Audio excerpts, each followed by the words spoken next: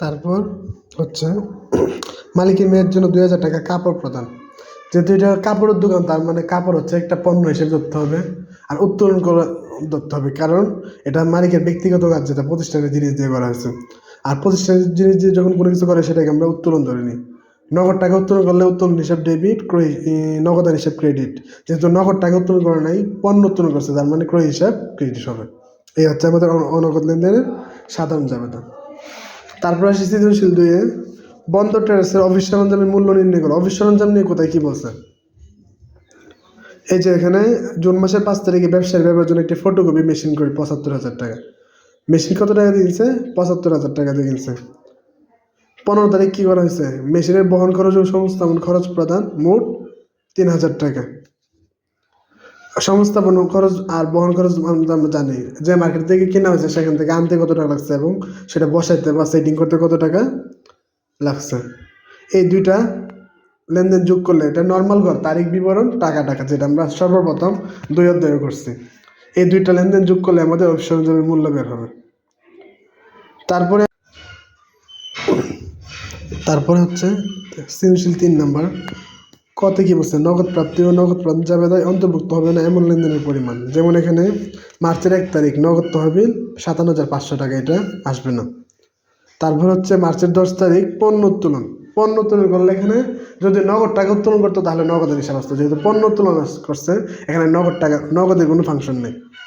তারপর সৃজনশীল 4-এ কি বলছে? নগদান বইতে লিপিবদ্ধ হবে না এরূপ লেনদেনের সাধারণ জাবেদা লিখো। এরূপ লেনদেন হচ্ছে গিয়ে এখানের মধ্যে আছে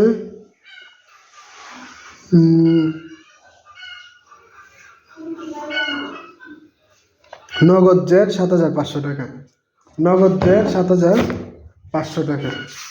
এটা কি আমাদের আসবে? নগদ জের 7,500 টাকা আসবে না। 15 তারিখ কি বলছে? নাফিস ব্রাদার্স হতে পণ্য ক্রয় এত টাকা, যার 50% হচ্ছে নগদে, তার মানে বাকি 50% হচ্ছে কি ধারে করে করলে ক্রয় হিসাব ডেবিট, পাওনাদার হিসাব ক্রেডিট। এই লেনদেনটা আসবে না এবং এটা জাবেদা, এটা হবে।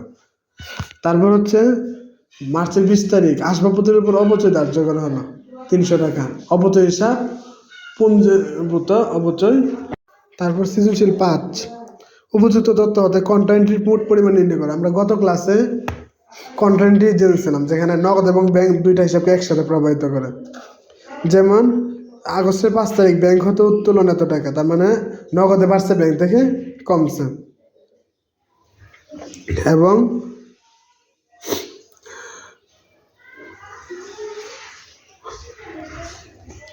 আরেকটা হচ্ছে গিয়ে এখানের মধ্যে আছে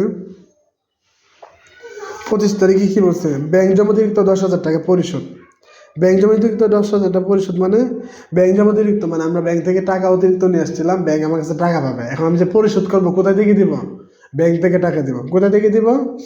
ব্যাংক থেকে টাকা দিব এবং ব্যাংক থেকে টাকা কমবে।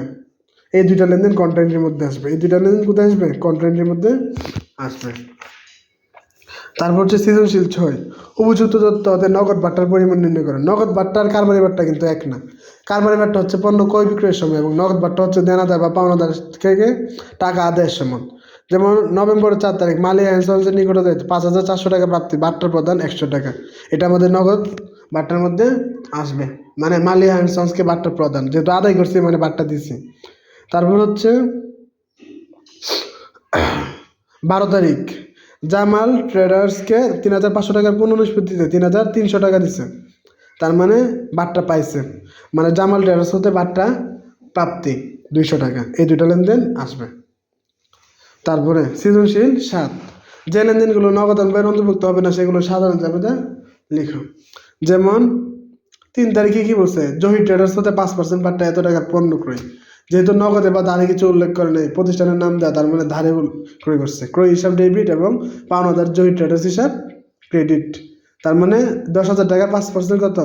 500 টাকা। 500 টাকা মাইনাস করতে হবে কারবারি বাট্টা। তারপরে 25 তারিখ মালিক ব্যক্তিগত অর্থে ব্যবসায়ের জন্য আসবাবপত্র ক্রয় করলেন।